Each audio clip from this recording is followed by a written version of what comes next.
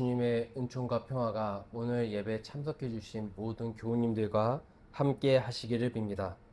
오늘은 참된 빛으로 오시는 그 주님을 기다리는 대림절 두 번째 주일로서 함께 시편의 말씀을 나누고자 합니다.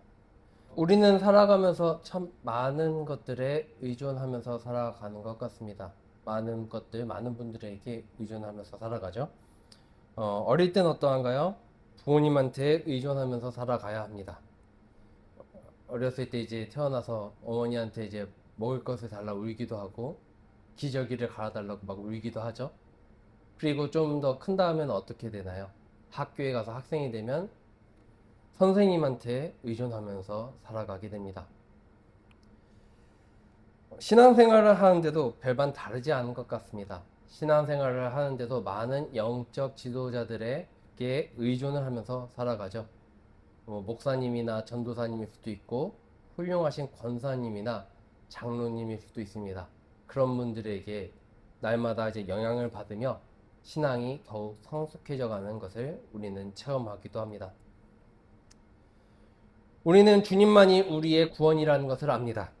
그러나 삶의 많은 영역에서 우리는 주님이 아니라 다른 누군가의 도움을 받으며 살아가는 현실을 많이 경험하기도 합니다. 누군가가 나에게 구원의 손길을 끊임없이 내밀고 있는 것이죠. 그렇기에 저명한 신학자 어거스틴은 우리에게 이렇게 이야기했습니다. 우리 없이 우리를 창조하신 그 하나님께서는 우리 없이 우리를 구원하기를 원하지 않으십니다. 라고 말이죠. 하나님은 우리의 구원을 위하여 많은 사람을 보내주셨습니다. 그리고 함께 구원을 이루어 나가기를 원하십니다. 특히 오늘 시편의 말씀은 그러한 사람들 가운데 왕이라는 특별한 지위를 가진 사람에 대한 기도를 담고 있습니다. 우리가 함께 찬양한 이 시편은 왕의 등극식에 사용되었던 노래였을 것으로 추정이 됩니다. 다 함께 찬양을 부르며 왕에게 복을 빌어주고 어떠한 왕이 되어야 하는지를 일러주는 역할을 했을 것입니다. 그러면 이 시에서 바라고 있는 왕의 모습이 어떤 모습일까요? 바로 이 땅의 평화를 이루는 왕입니다. 왕은 자신의 국가와 백성에게 참된 평화를 누리게 해야 할 책임이 있습니다. 왕은 정의로 백성을 판결해야 합니다. 불쌍한 백성을 공의로 판결해야 합니다. 왕은 가난한 백성을 구해 주어야 하며 억압하는 자들을 꺾어내야 합니다. 그리고 마침내 이 땅에 평화가 넘치게 해야 할 책임이 있습니다. 이스라엘 백성이 찬양으로 고백하는 이러한 왕의 모습은 절대적인 군주의 모습과는 사뭇 거리가 있죠. 왜냐하면 이스라엘 백성에게 왕은 가장 높으신 분이 아니기 때문에 그렇습니다.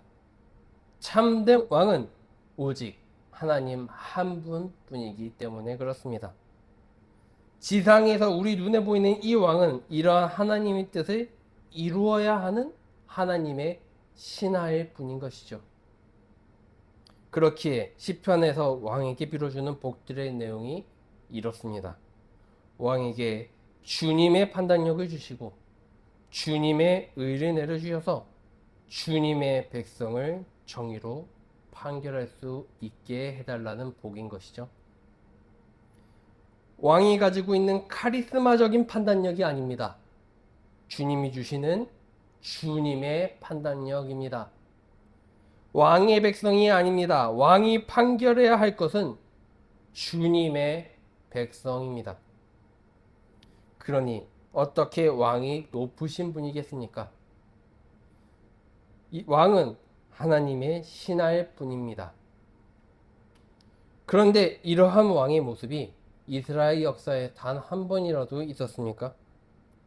솔로몬을 생각해 보십시오.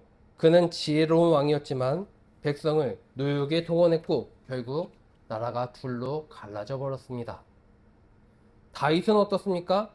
하나님 마음에 합한 사람이라고 불렸던 다윗이지만 우리아를 죽이고 그의 아내를 빼앗는 잔혹한 범죄를 저지르기도 했습니다. 역대지 왕들의 이야기를 읽어보면 어떻습니까? 대부분의 왕들은 주님 보시기에 악을 행하였더라는 평가를 받습니다. 왕들은 자신이 신하임을 잊었습니다. 잊었을 뿐만 아니라 마치 자기가 하나님이라도 된 것처럼 행동했습니다. 평화를 이루기는커녕 폭력을 일삼았습니다. 가난한 자를 구원하기는커녕 그들을 착취하기에 바빴습니다. 그래서 사람들은 점차 다른 왕을 기다리기 시작했습니다. 눈에 보이는 왕이 아니라 우리에게 오실 그 메시아를 기다리게 된 것이죠. 언젠가 하나님께서 보내주실 참된 왕, 시편 72편에 노래한 그 왕의 모습을 보여줄 분을 기다린 것입니다. 그리고 마침내 그분이 오셨습니다. 예수 그리스도께서 이 땅에 오신 것이죠. 그런데 그분은 궁궐이 아니라 말구 위에서 태어났습니다. 화려한 왕관이 아니라 가시관을 쓰셨습니다. 왕자가 아니라 십자가에 초라하게 매달리셨습니다. 사람들은 혼란스러웠습니다. 이런 모습이 어떻게 왕의 모습일 수 있겠습니까? 그러나 이러한 모습이 하나님께서 진정으로 원하셨던 그 왕의 모습이었습니다. 예수님은 가난한 자에게 기쁜 소식을 전하고 포로된 사람들에게 해방을, 눈먼 사람들에게 눈뜸을 선포하며 억눌린 자를 자유롭게 하시는 왕으로 우리에게 찾아오신 것이죠. 그분은 권력으로 다스리지 않으셨습니다. 사랑으로 섬기셨습니다. 그분은 폭력으로 평화를 만들지 않으셨습니다. 자기 자신을 내어주심으로 평화를 이루셨습니다. 시편의 기도가 마침내 예수 그리스도 안에서 성취된 것이죠. 우리가 사는 이 21세기 대한민국은 더 이상 왕이라는 것이 존재하지 않는 시대입니다. 그러면 이 왕을 위해서 빌어주고 있는 이 시편의 찬송이 더 이상 우리에게 필요가 없는 것일까요? 그렇지 않습니다. 저는 오히려 더 중요한 의미를 가진다라고 생각합니다. 종교개혁자 마틴 루터는 만인 제사장이라는 이야기를 했습니다. 무슨 뜻이죠? 모든 사람이 제사장이라는 것입니다. 모든 사람이 제사장으로서 성경을 읽고 해석하며 하나님 앞에 나올 수 있다라는 것입니다. 저는 여기에 하나를 더 추가하고 싶습니다.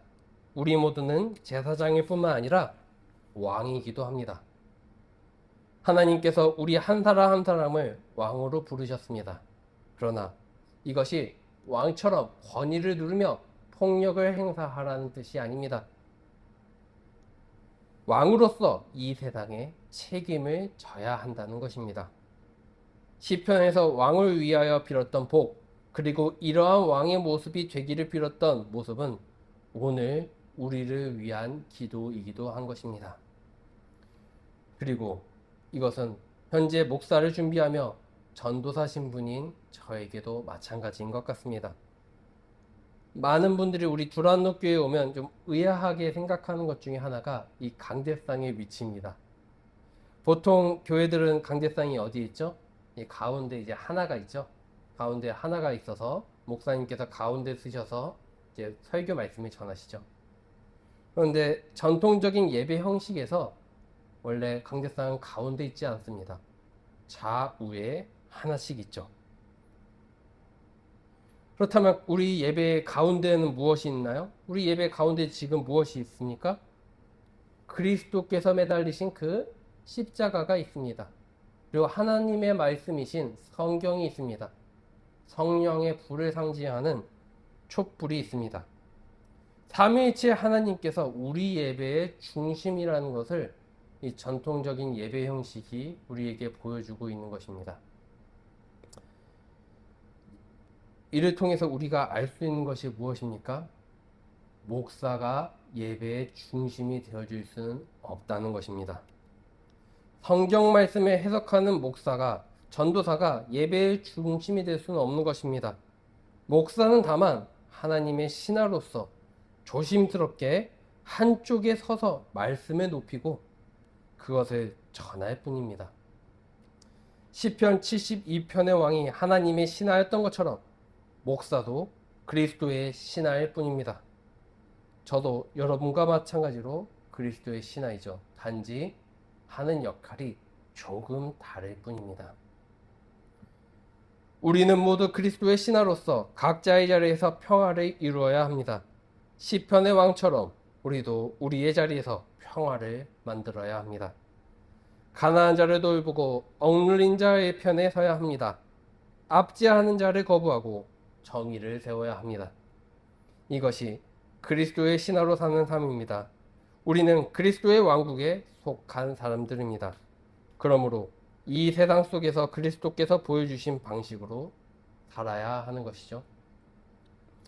우리가 주님의 빛으로 세상을 비출 때 어둠 속에 감추어졌던 악행들이 드러나게 됩니다.